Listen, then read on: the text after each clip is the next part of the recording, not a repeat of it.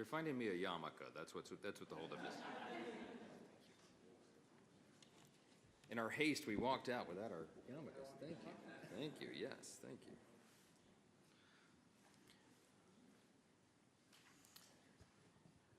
Well, it is my pleasure to welcome everyone and wish you a happy Hanukkah. Thank you for joining us. This is the second occasion, my second occasion as Speaker of the House, where I'll be able to gather with you for this celebration of light. Last year was the first time in history, you may remember, that we ever had an official menorah lighting here in the Capitol. But this year we get to do it with my own personal menorah. It's one that Rabbi Shem Tov and with the assistance of my colleague Leader Jeffries presented to me a couple of months ago. It's actually made of shrapnel of rockets that were shot down by the IDF and then smelted together by an Israeli artisan. It's really one of a kind.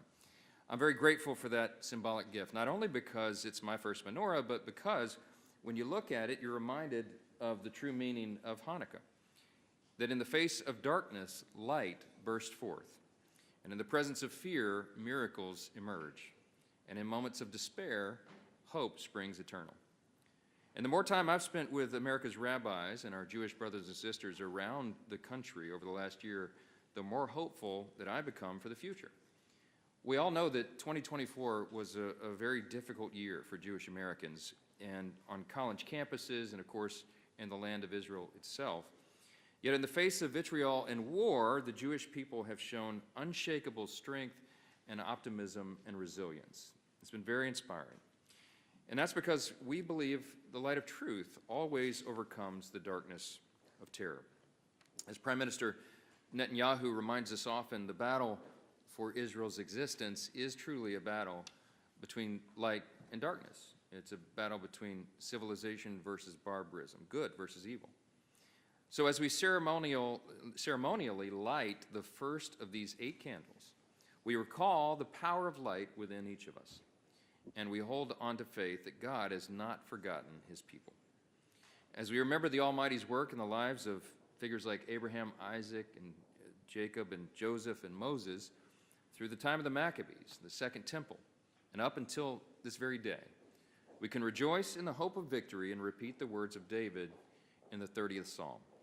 I will exalt you, Lord, for you lifted me out of the depths and did not let my enemies gloat over me. I'm happy to yield the podium now to Leader Chuck Schumer.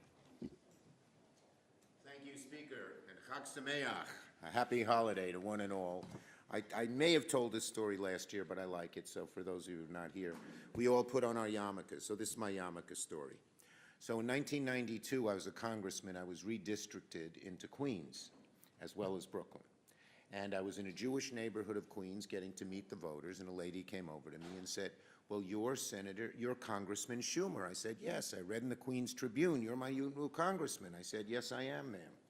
She said, I'd like to pay you a compliment. I've never met you in person, but I watch C-SPAN religiously, and you're the only one, and you have more courage than any of the other 435 members of Congress. I said, well, ma'am, you know, I know some of them are no good nicks, but a lot of them are very estimable people. What makes you say I, of all the 435, have the most courage? She said, well, as I said, I watch C-SPAN religiously, even though I haven't met you. You're the only one, when you rise to your feet to speak, who has the courage to wear a yarmulke. I said, thank you, ma'am. It's not a yarmulke.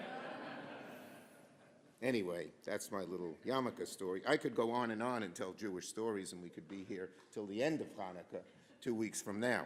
Anyway, it's great to be here. I want to thank Speaker Johnson, Leader Jeffries, Rabbi Shem Tov, friends, colleagues. And I thank you all for being here as the Jewish people in America and around the world prepare to celebrate Hanukkah later this month. As the first Jewish Senate Majority Leader and the highest-ranking Jewish elected official in American history, I am proud to stand before you in this great temple of democracy to share in the light of Hanukkah. As we all know, the story of Hanukkah is, among many things, a story of perseverance in the face of unspeakable hatred. It's a story about how the Jewish people of a different age, forced from their land, forbidden to practice their religion, their temple destroyed and desecrated, gathered to pray in secret, banded together in the hills and fields, and fought off their attackers.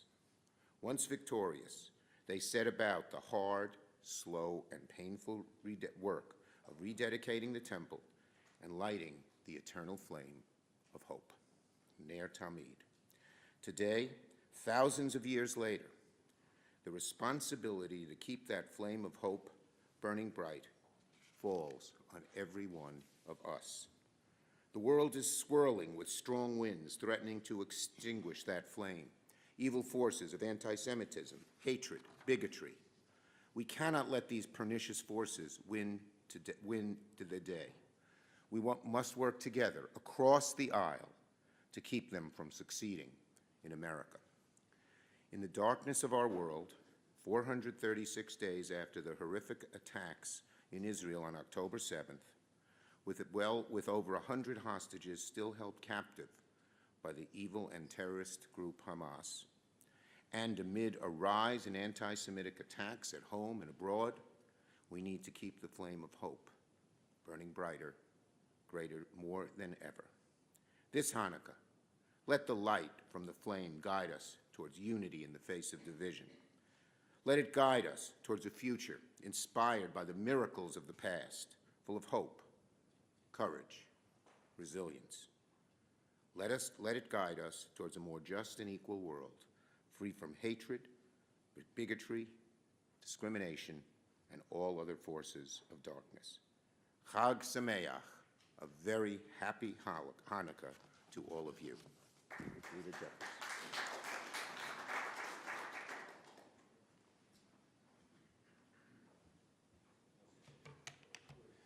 Thank you, Rabbi Shemtov, for your leadership, your partnership, as well as for your friendship, and for hosting this special Congressional Hanukkah celebration. To Speaker Johnson, Leader Schumer, my distinguished colleagues in the House and in the Senate, all those assembled, it's a high honor and a distinct privilege to be with you all today.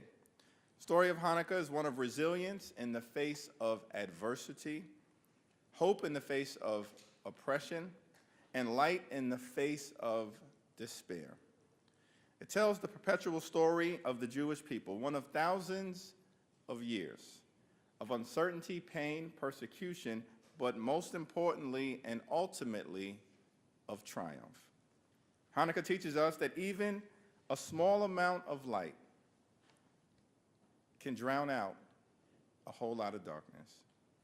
How fitting for a people that would, as Isaiah said, be a light unto the nations. And this lesson has perhaps never been more important because these are extraordinarily challenging times. Anti-Semitism in America and around the world is on the rise. Our Jewish brothers and sisters understandably feel a deep sense of anxiety about the future. But we are with you. We will do everything that we can to crush anti-Semitism and bury it into the ground, never to rise again. We will continue to reiterate with moral clarity that anti-Semitism in any way, shape, or form is unacceptable, unconscionable, and un-American. And that our country must always be a safe place for the Jewish community, whether at a synagogue, on a college campus, at home, in the community, or anywhere that the Jewish community may be found. We, of course, as my colleagues indicated, are also here more than a year since the horrific attack carried out by Hamas on October 7th. And still, more than a year later, there are American and Israeli hostages held in Gaza. Our commitment, of course, is to make sure that every single hostage is returned home. Our commitment is to Israel's security, which has been and will always be ironclad. And we, of course, will stand with our friend and ally, Israel as a Jewish and democratic state, always and forever.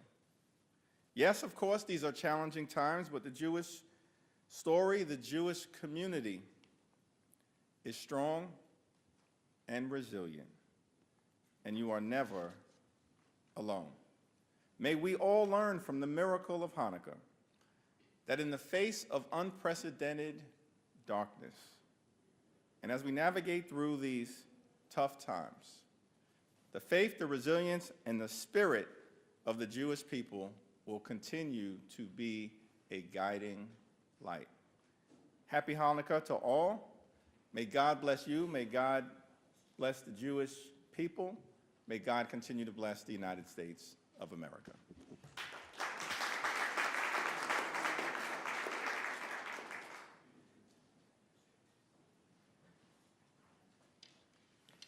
Good afternoon, Mr. Speaker, Leader Schumer, Leader Jeffries, members of the House, friends one and all. I'm honored to be here, of course, as we all are, to celebrate the upcoming days of Hanukkah. Hanukkah has not yet begun, but it is upon us, and when it does begin, there will be very few people in this building or in the complex.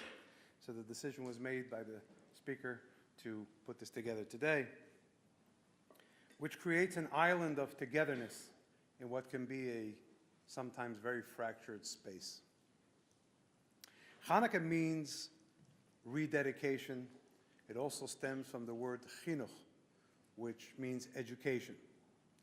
And as I have shared with the Speaker and Leader Jeffries, when we have more than one opinion and a difference of opinion, we have a wider pool of knowledge. When we have animus, we have a descent into chaos in society. And I think I could speak for all of us, not just in this room, but for hundreds of millions of my fellow citizens across the country that watch these two leaders of the House, even as they disagree, have a personal respect for each other, which is huge, and which spreads across our country in a warmth that melts a lot of cold. Leader Schumer, thanks for being here. Last year, he lent us his menorah that he was presented at the Lamplighter Awards. This year, we have Speaker Johnson's. And yes, it was an incredible moment to be able to present that to you, sir. Especially having your counterpart, Leader Jeffries, who you said you were honored to have as your counterpart, present and on hand for that. This is something which is very important. And it's a gift, like I said, to the citizens of this great nation. Now, one of the leaders who's not here, Leader McConnell, we know suffered a fall just recently, and I think it's appropriate that we all hold him in our prayers, that he have a full recovery, and that he continue to be able to serve this great nation as he has, as Leader Schumer is the first Jewish majority leader. I think Senator McConnell is the longest leading Senate leader altogether, right? Am I right? For now. For now. So this temple of democracy that was spoken of is a very important central pillar in our American life. The Holy Temple in Jerusalem, which stood over 2,000 years ago, is a very central pillar in Jewish life.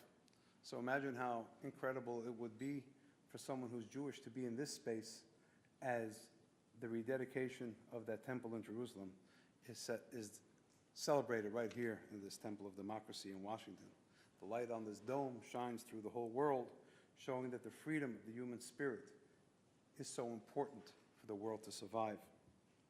So what is oil? Oil is something which soothes, as we are taught. It's something which permeates or penetrates any surface. It gives flavor to something which it is added to. And I think that that's something important to remember. The warm glow of the menorah lights is something that struck me as a young child. I grew up in Philadelphia. I was born in the late 60s, so I was there for the bicentennial, very patriotic. And it was actually 50 years ago that public menorah lighting, something you see on every public space in America, just about, began in Independence Mall.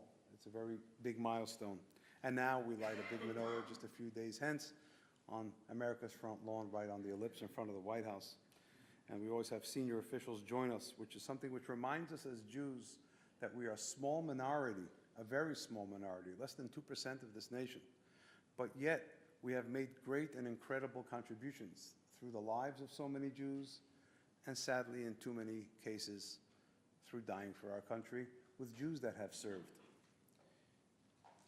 in our armed forces. And I think it's a good time for us to have the men and women who serve our defenses, stateside and abroad, also in our thoughts as we light this incredible symbol of the menorah.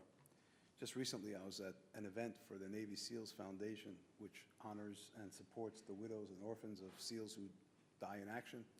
And I was discussing something with an admiral, and then it dawned upon me, and I said to him, "Sir, you know, the work you do wearing your uniform, it secures the ability of me to do the work I do wearing mine." So I think that as the plaque, there's one plaque discussing the presentation to the speaker, the other is on the menorah itself that has that famous phrase from the scriptures, "And they shall beat their swords into plowshares." We all have power. Every single one of us has a lot of incredible human power. And we can use them for swords, we can use them for plowshares, and sometimes we can turn the very swords into plowshares, misunderstanding into understanding, difference into harmony.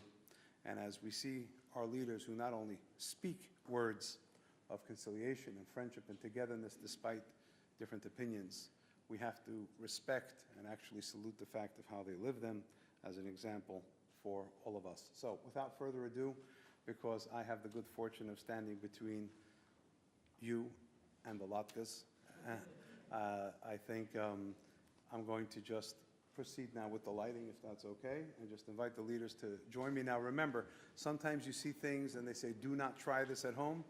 I would like to say, do try this at home. If you're Jewish or you have Jewish friends, there are plenty of little personal kits that you can take home with you after the ceremony is over.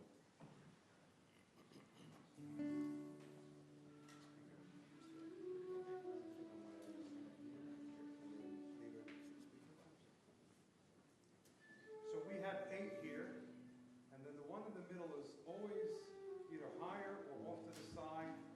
That represents the public servant, the one who's not among the rest of society, but serves the rest of society.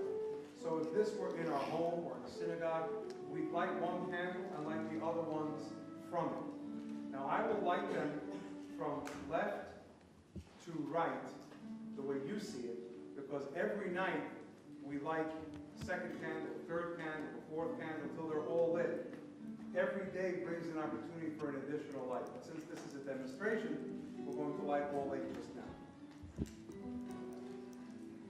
So we also, since it's not the festival, will substitute the word Hashem for God's name. And if you know the melodies, you'll join me. If not, just come along. Or if that's not what you want to do, you can just watch. Okay, here it goes. Try this again.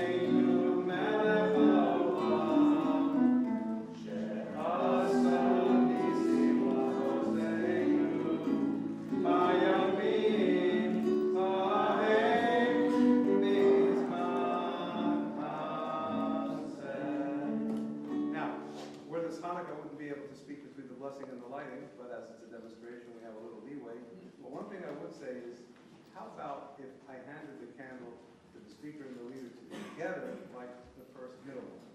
Okay? We'll do the microphone.